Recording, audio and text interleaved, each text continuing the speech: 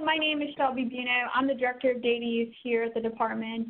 I've been working very closely with both our core offices and our CPM offices on InformTN and piloting it in the last year, and so we're really excited today to start diving into that and begin to tell you a little bit about it. We will continue to do that over the next several weeks. Okay. So high-level overview. So today we're going to kind of just generally talk about agenda, go through some of the goals of the webinar so you know what to expect in the future weeks. We're going to do a deep dive into accessing InformTN and a high-level walkthrough of the tool. And then we're going to quickly touch on some additional information, including available resources and future webinar topics. If at any point you have any questions or something seems unclear, please feel free to send those in the chat, and we can work through those and pause to have time for questions. After each of the deep dives, we will also have some time to pause for questions. I may not get to every question today, but I will aim to follow up with those who I was not able to respond to directly during the webinar. With that, we wanted to first kind of talk just a little bit quickly about the goals of the webinar. So the goals of the webinar are really to build support. It's to basically support you all in districts developing an understanding of how to use this new tool. We're going to do this by leading deep dives into each of the components of the tool, highlighting key functionalities and helpful hints, and we're going to provide some opportunities to answer questions regarding the tool. And so that's really what we're hoping these webinar series can become. Both a chance for us to kind of demonstrate how the tool can be used, and also for a time for you all to ask questions as you're beginning to dive in. Yeah, yes.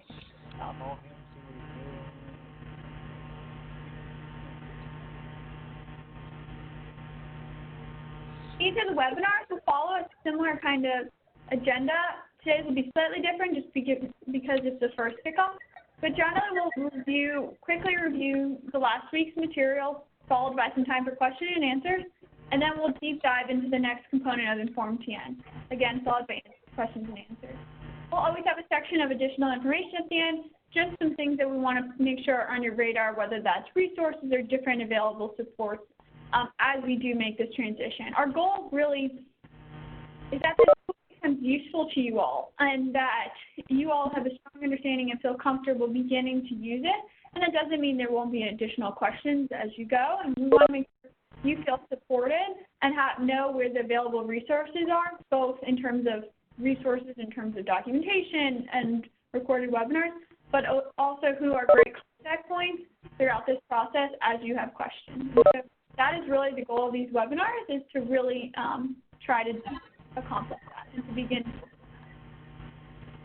So with that, let's dive into our first deep dive. So it seems like the first place to start would be talking a little bit about how you're actually going to be accessing the tool. So let's start first with the preview. So on September 18th, each director of school received email with instructions for accessing the preview.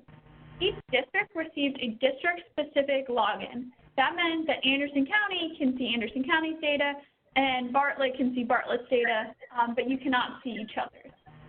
You can also accessing the InformTN live site. So once the live site is launched, you will no longer have a district-wide login. You will have an individual login for your particular unique person. So I have a Shelby Buno login, and my colleague Adriana has her own Adriana login, and each of you all will have your login. You will log in using Orion single sign-on. This can be done. So there's kind of two options for accessing InformTN. Option one is what you can see on the board right now. You would navigate to the single sign-on platform at tneducation.net and sign into your Orion single sign-on. You may have also already signed on at different points using the Orion single sign-on to access other applications for the state. It's really becoming the central place and the central username and password that you can use to access a variety of different resources. You then would select the ePlan icon and you navigate to your annual plan the same way that you would navigate to your annual plan if you were going to see look at your 2019 plan that you created recently, or in January. You would just switch it to the 2020 year because we're looking towards the next plan, and you click to open that plan. Your InformTN would then launch on your screen. A few things to note is that you will have access to the data and the information in order to be able to begin to interact with InformTN and begin to work in that tool and see the data and see what you're going to kind of be able to do in the future. But if you do want to edit your current 2018-19 plan to the plan that you created in January, you would still edit that in the traditional ePlan system. And so I just want to make that clear is that while you will have access to InformTN beginning shortly, and you'll be able to see the data, and if you want to update your current plan, you will still be updating it in the old system, although you can feel free to draw on the data and the information that is in the InformTN platform. The first full plan you will create in InformTN will be your 2019-2020 plan. The single sign-on will automatically, we're working with our IT team, make it so that if you are a user with a planning role in ePlan, you will be able to have the ePlan icon appear on your single sign-on kind of dashboard. If you did not receive that, you should contact DP support or myself, and we can help facilitate that. If you're accessing the InformTN, the other way to access InformTN is to just navigate to edplans.tn.gov, log in with the TDOE Orion, which is going to be logging in with that same username and password, and then InformTN will launch on your screen. And so a few things to note is that you do need to have access to single sign-on and a planning role in ePlan. Many of you already have access to single sign-on if you've worked with InformTN or some of the new accountability visibility tools. And so that is the same username, and it'll appear on your dashboard the same way that you see InformTN. But it will be a new, you'll see an ePlan icon. There'll be a new icon that you'll click on in order to access. So the new icon will be ePlan icon if you do not already have it. You also do still need to have a planning role in ePlan. This is how we make sure that those who are in a district but maybe don't need to have a planning role, those users basically would not be able to see everything that's in InformTN. So you do need to both have access to Orion and you need to have a planning role in ePlan. If you have any questions about roles or what roles I should assign to different individuals, please feel free to send those over to eplanhelp.edtn.gov or to myself, and we can help support you in figuring out what the best way to grant different permissions. Although many of your users who are already in the planning tool will already have a planning role. And so we just received a question about the role from traditional system, and the answer is yes. So if you already have an LEA plan entry role, for example, you're somebody who has written part of your plan last year, and you know that and you're actively involved in that planning, you will automatically be able to also access InformTN. And so any role that you currently have in ePlan will stay, and those will be applied. So, for example, if you have any of these roles assigned to you that are on the screen right now, you will have access to InformTN. As long as you also have the Orion single sign-on, you do not need to resubmit user access forms. You will be automatically rolled over. So before we kind of launch into just a walkthrough and actually dig into and pull up the actual tool, I wanted to see if there were any questions about that we haven't already touched on regarding accessing either the preview or the full tool.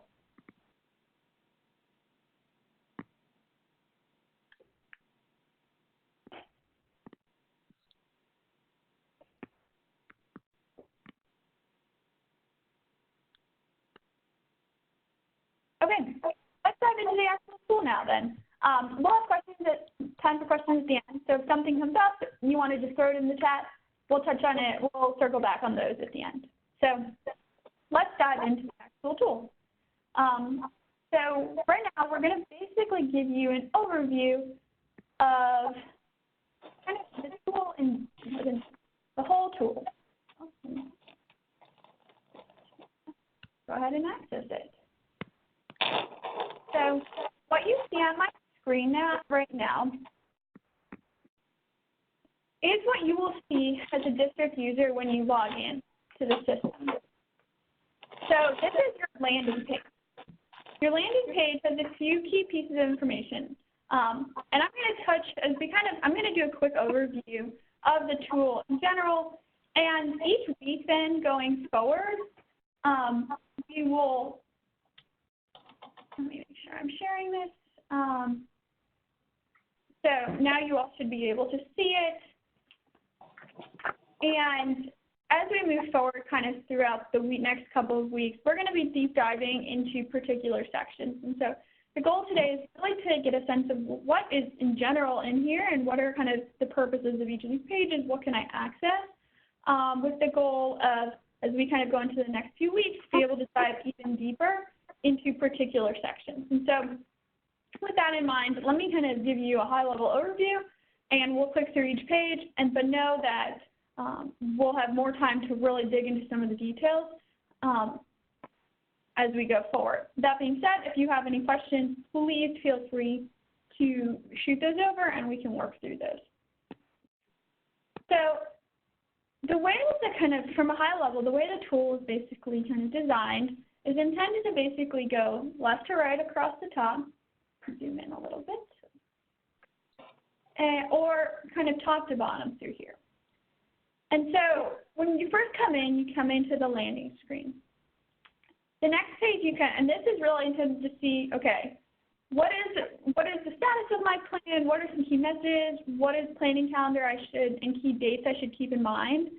And what is going on with my school plans? You then would move into Explore Data. Explore Data is really where you see all of your data. And you can go through, you can look at different years, you can look at different subgroups, really dig into that. And basically the idea there is to be able to capture insights, capture needs that you can then use to figure out where your priorities are. So Explore Data is really, I'm going to go in, I'm going to look at my data, try to get a sense of where my needs are, and be able to then save those needs. Those saved needs then will appear on your Analyze Needs page, which is the next page. And we're going to actually click into these, but I just want to give the high level first. On your Analyze Needs page, you're going to have a bunch of the data that you saved from your Explore Data page will appear then on your Analyze Needs page. The goal of the Analyze Needs page then is to become a centralized warehouse where you can basically have all of those needs that you've captured and then take those needs and sort them, group the like needs together that are similar, that are related, and then set priorities. I might have all of these different needs. I might group them together into a few groups, but what am I actually going to focus on moving the needle on this year? You then move to Prepare to Plan. The Prepare to Plan page is intended to basically be a page in which you can look at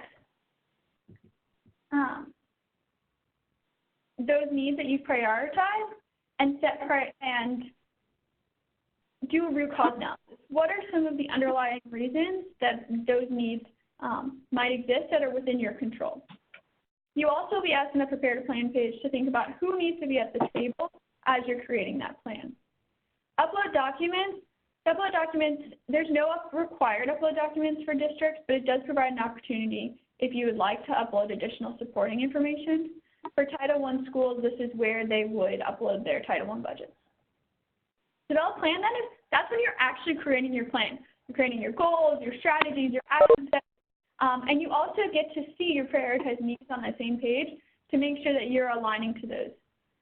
And then finally, reflect on plan is basically saying, okay, based on, it's a series of questions that asks you to reflect on how your plan is addressing certain specific areas. Finally, review and submit. The review and submit page is basically a confirmation submission page. It allows you to see all of the information at once and basically look through it, see it all in the same place before you then hit submit. So with that in mind, kind of that arc in mind, let's go through each of those kind of individual pieces. So let's first start on the Explore data page. So the Explore data page, as I had said a moment ago, is an opportunity to basically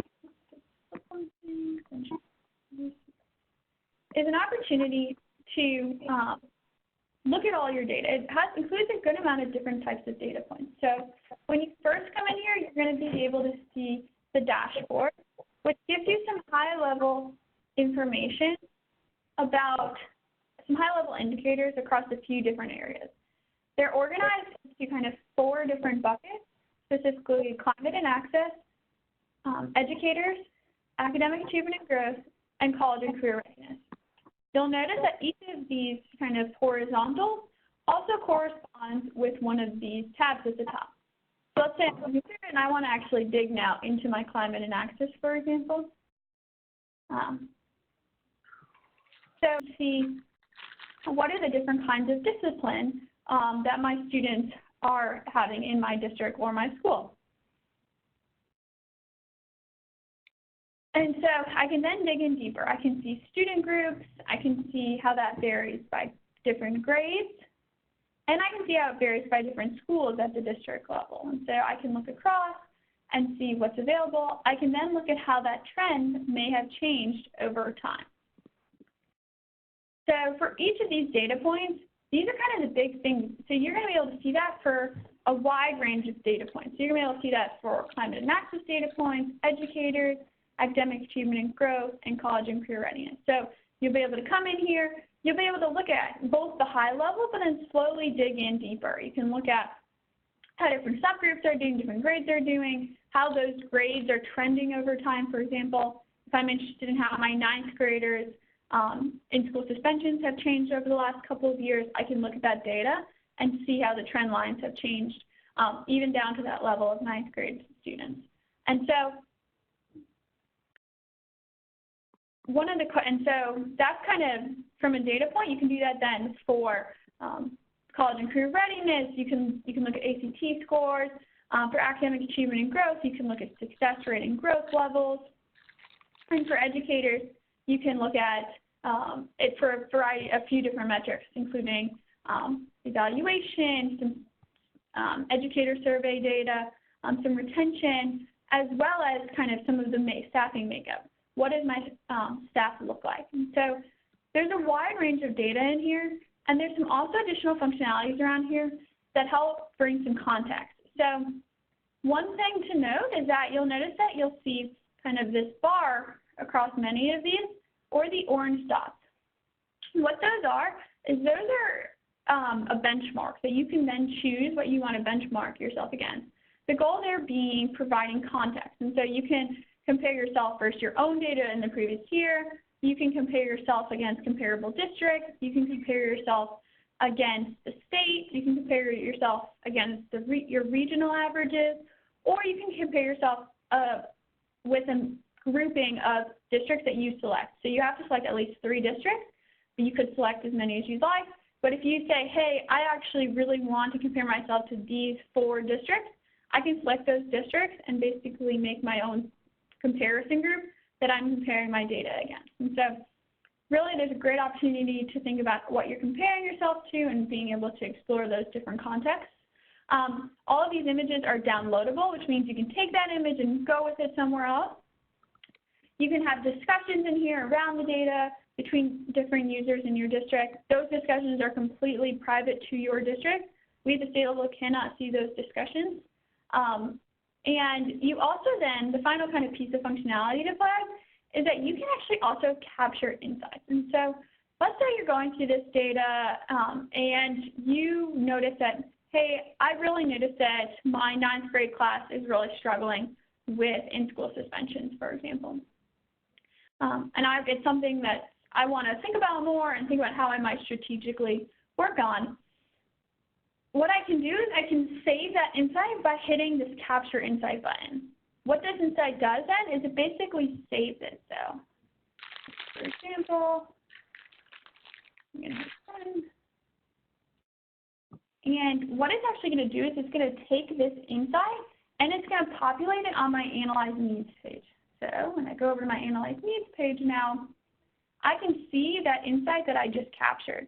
What this means is that as you're going through your data and you're noticing things that are interesting or that are pointing out a need or pointing out something that you think is progress, you can save all of those needs, and they all get saved onto your Analyze Needs page, which provides kind of a central repository then of all of those needs or all of those areas of success or areas for improvement that you have in your district that you can then revisit as you're kind of going through your strategic planning and think about how do you actually then take kind of those different needs that you've captured, those different visuals, and think about developing your plan from those.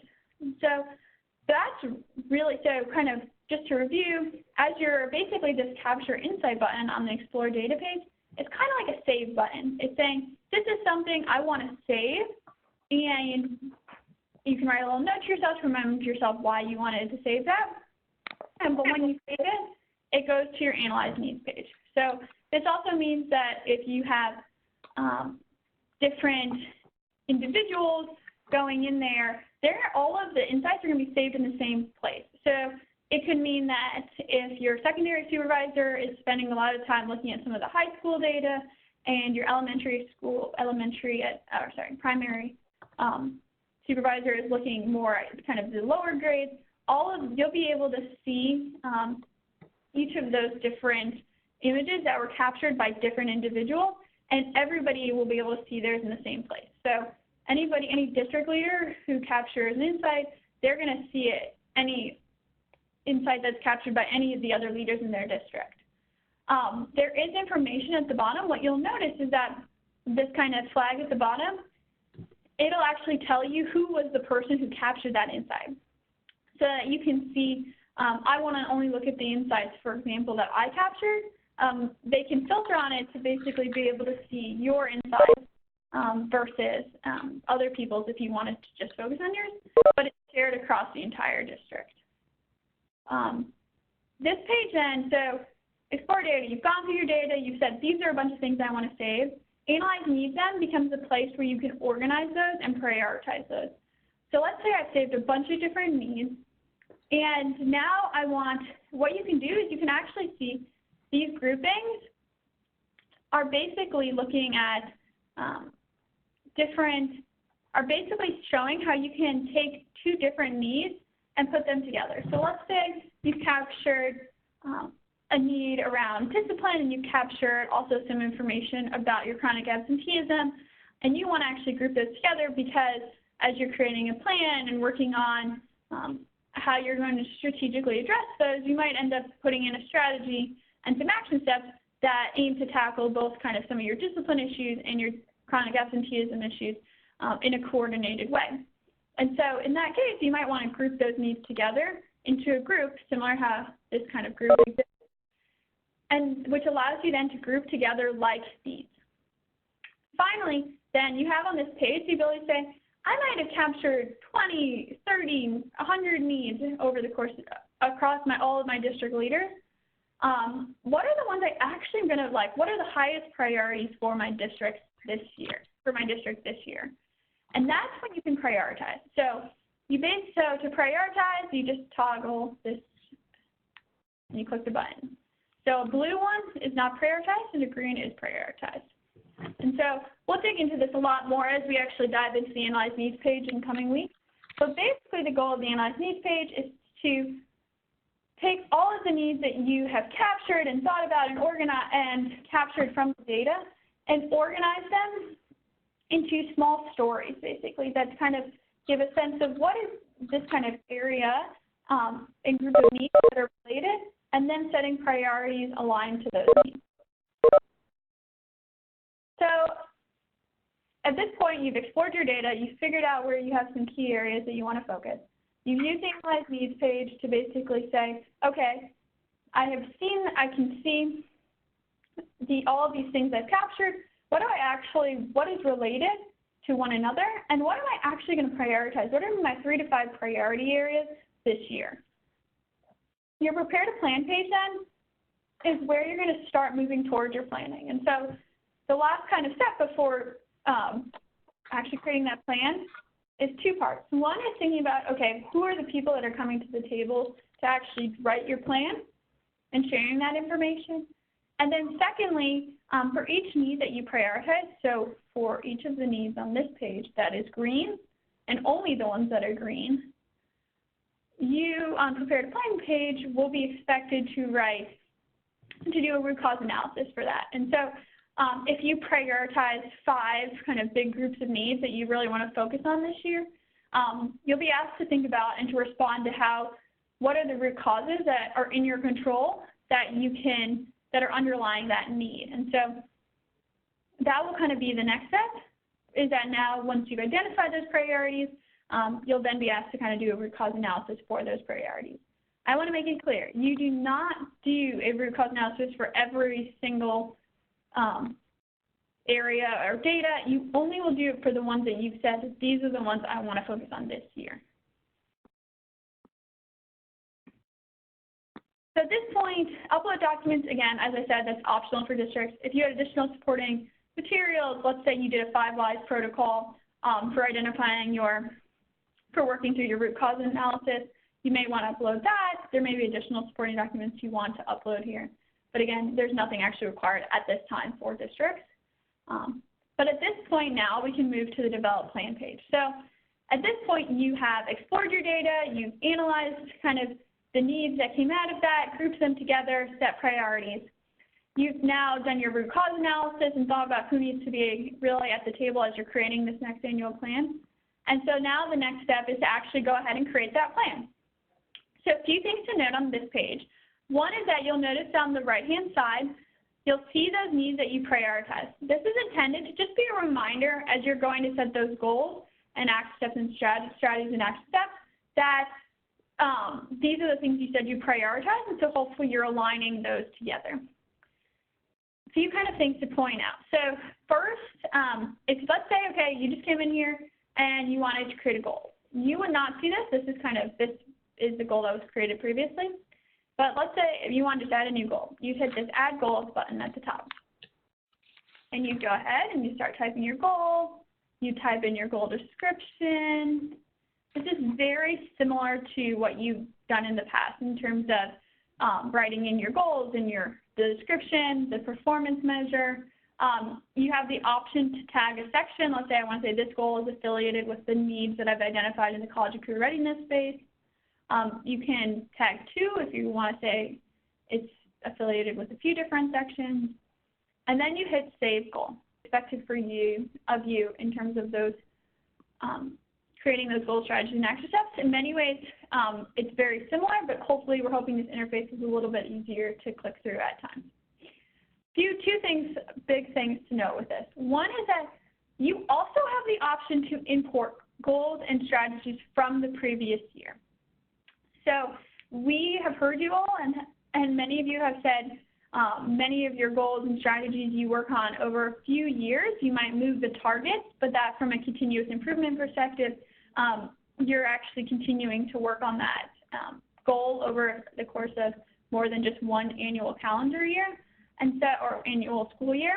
And so we have this ability, if you hit Import Goals, to actually import your goals and strategies from the previous year. You cannot import action steps. Action steps have to be written each year and should be annual, but you can import those goals and strategies. We would expect to some extent to update those, especially any targets that you have in there, to reflect the new data and the new kind of information and additional information that you have at this point. You also have the ability to export your goals, strategies, and action steps to either a PDF or to a Word. So if you click this, it'll actually export it into a Word document. You can then open. Let me make sure I'm sharing this with you.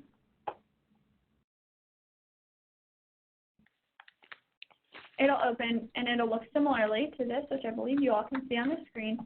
So it'll have clearly way more information with all of your action steps, but it does export into an editable form that you can then take and share with different any stakeholders that you might want to share that with. And so you go through here, you've created your whole plan. You've created your goals, your strategies, action steps that are aligned to those prioritized needs. almost done. And so now you go to the Reflect on Plan page. The Reflect on Plan page is basically asks you a series of questions that are intended to basically ask how your plan addresses specific key areas like well-rounded education and disciplinary practices. These questions can be answered by just clicking the Click to Answer. They also can tag action steps. So let's say that you are answering this question around disciplinary practices, and you just wrote up a bunch of action steps about how you're actually working on discipline in your district. You can tag in those action steps as part of your answer to not have to retype out all of that again. And so this is completely optional. You do not need to tag action steps, but we hoped it would be a way in which you could prevent having to type all of this information again, but be able to tag those in as supporting how your plan is addressing specific areas. So now we move to the Review and Submit page. This Review and Submit page is intended basically as a submission page. It's intended to say, okay, here is all of the information you've entered on all of the different pages all in one place. It allows you can use this navigation to jump to particular sections. It also, and you can use this little up button to move back to the top. It also, as you can kind of see on the side here, provides some information about what sections need additional information in order to be completed and be able to be submitted. And so all of your sections have to have this little green check button, check mark, in order to be considered complete and for the plan to be able to be submitted. If it's not all green, you won't be able to submit it. District leaders, directors of schools are actually the ones who will be then expected to submit the plan once it goes all green. But this is basically, this Review and Submit page. It is basically to say, here's everything in one place, all the information in one place. And so with that pretty much kind of walks us through the tool. And so we've seen how, from a high level, how we can go into the data on the Explore Data page and explore the data. We've seen on the Analyze Needs page how we can take that data, sort it, and identify priorities. Prepare Plan page provides that opportunity to kind of reflect on those priorities and also consider who is going to be on your planning team. Develop Plan page, you're actually creating those action steps, strategies, and goals. Reflect on Plan is seeing at how that plan addresses specific areas. And then Review and Submit is the check to say, do I have everything in here that I need? And so let me flip back to here. That is kind of basically what I just said. So the landing page provides general information. Explore Data provides these kinds of information and different cuts, looking at multiple school years. The Analyze Needs page, again, is at warehouse. Prepare to Plan is kind of how we discussed, root cause analysis in your planning team. And then you upload documents, develop plan. You can see all this information on the screen. And so that is kind of at a high level what the tool has in it and generally how one might move through it and kind of how each page connects to the page before it and the page after it.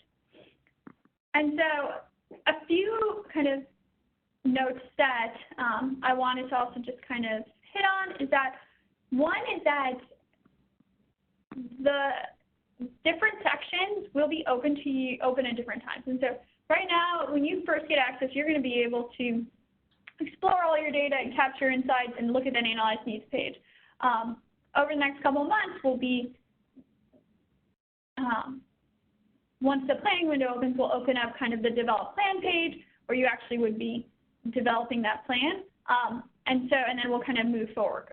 And the Reflect on Plan and the Prepared Plan will open with those sections as well.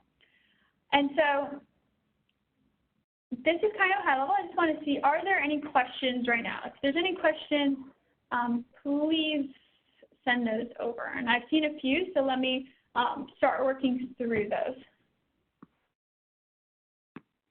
I'm going to aim to get as many as I can, but I may have to follow up with some people afterwards, and I will do so. So we'll take about 10 minutes now, 5 to 10 minutes now to answer questions as we have them, and then we will kind of just do a wrap up with additional information, and we'll wrap up for today. And so one of the questions we at is, will the data go all the way down to the student level at some point?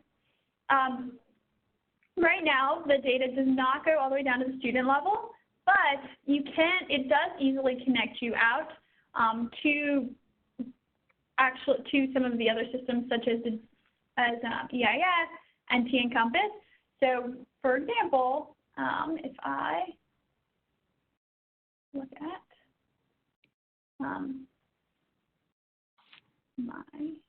so if I actually look at the bottom of the Explore Data page,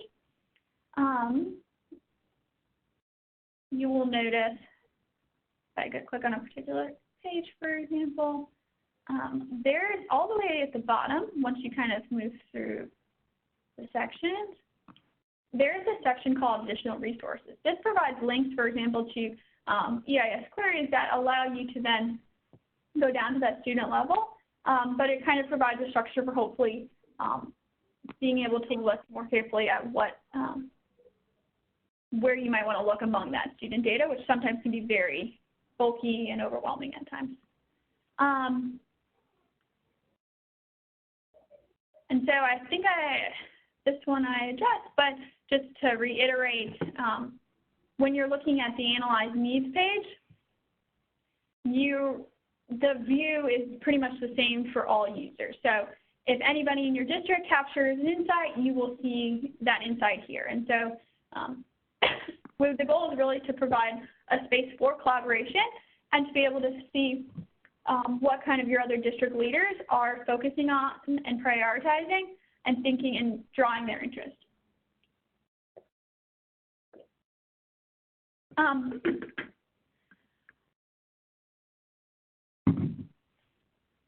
So one of the questions around the Title I component relationship with action steps, and so that actually is going to be part of that Reflect On plan. So basically what we checked was the ability to have tag action steps here. Is basically taking that similar functionality that only used to be for Title I and adding it for all questions. And so Title I schools, which we can kind of dive into, will have a few additional questions than other schools will have. And for those ones, they'll have the opportunity to tag in action steps, similarly to how they've done that Title I component in the past.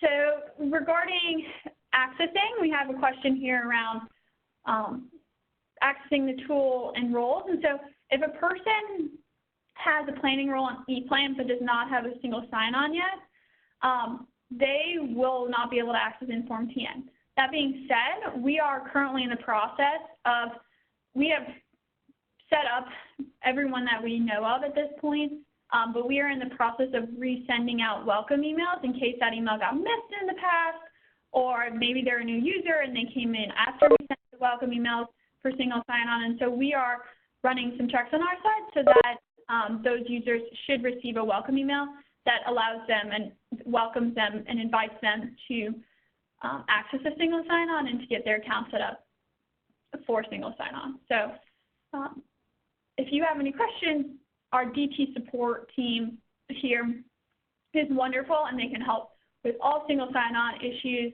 and they can get it set up very quickly. They're very responsive. And so, if you have any challenges with that, please do feel free to reach out to myself or to eplan.help, and we can also help facilitate if you're having challenges with that DT support team. But they are super great and super responsive, and so we're hopeful that they will be able to get everybody set up if there are a few that might have slipped through the cracks. But we are doing trying to make sure that those users will have emails to be able to access this seamlessly. In terms of data, there's a few questions on the data. 2017-18 data is loaded into the Explore data at this point. And so when InformTN, both in the preview currently and when InformTN opens for the full production site towards the end of next week, you will be able to see that 2017-18 data. For the most part, there are a few caveats. The few caveats include we have not finalized the CTE data quite yet or the EPSO data. And so for for the 2017-18 school year. The College and Career Readiness stack is organized according to cohorts. So let me actually review this let me just say this out loud quickly, just to hopefully prevent some confusion. But when you go into the College and Career Readiness section, you'll see it says you're viewing data for the class of 2017. I can also click on the 2018 class. You might notice that your CTE or early post-secondary numbers are a little bit lower than you would expect. That's because the 17-18 data for CTE and early post-secondary has not been finalized yet to be able to be added into the system. What that means is that if I'm looking at a student who graduated in 2018, any early post-secondary CTE that they earned during their senior year won't be in here yet. And so we are working very hard to try to get that data in as soon as that data is finalized by the various teams around the department that work on kind of collecting and cleaning that data. The CTE data does the early post-secondary data comes from a variety of different sources, including AP, state dual credit, dual enrollment, and we're looking to expand to also include the CLEP, eventually industry certifications, IB, and many of the other opportunities. The CTE data comes from eTiger, and so that's kind of the main source there. In terms of, I think the last couple of questions I'm seeing, I think I see two more kind of big ones. One is that while the InformTN platform will open next week, that it only will open for certain pages. So you won't be able to enter in your root cause analysis yet. You won't be able to do your goal, strategies, and action steps or answer those questions on Reflect on Plan. That will open later during the planning window. And so those sections, so the prepare to plan, develop plan, and reflect on plan, those ones will open in the future. And those will open more along the planning window timing that you're used to looking at it as. What you will have access to, though, is all of the data, and the analyzed needs. So you will be able to go in there and see your 2017-18 data and your 16-17 data and a few more years of historical for certain data points. And you will be able to also capture those insights. And so you can go in there and you can start saving things if you want. And so those are the pieces that will be open. In terms of recorded webinars, we are working on, and the PowerPoint, we can work on posting those both in ePlan TDOE resources, and eventually we'll also aim to post them on the website so that you can access them in either location.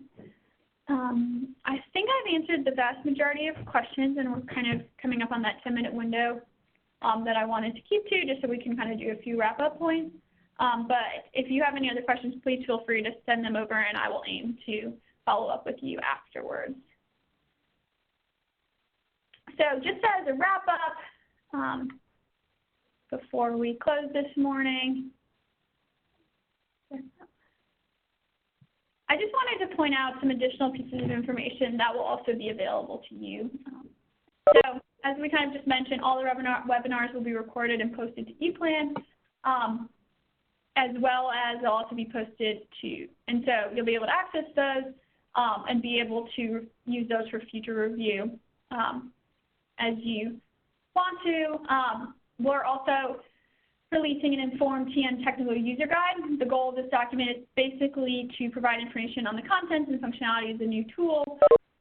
It gives as much detail as what does it mean for my plan to be in draft status versus ready status. It gives a lot of information around kind of walking through the individual components. It's very similar to the information we're going to be covering in the webinars, but it just provides it in more of a written format. And then kind of looking forward, future webinar topics. The next week, we're going to actually dive into that Explore Data section and really kind of dig into what's in there, what's the functionality in there, and what you might think about as you're looking through that section. And so we're really excited about the new tool. We really thank you all for joining us this morning. We hope this was informative and helpful as you all start to explore with InformTN and begin to use it. And so if you do have any feedback for us or any additional questions, please feel free to shoot those over to my email is shelby.buno@tn.gov, and we will look forward to continuing this conversation in this series with you all next week.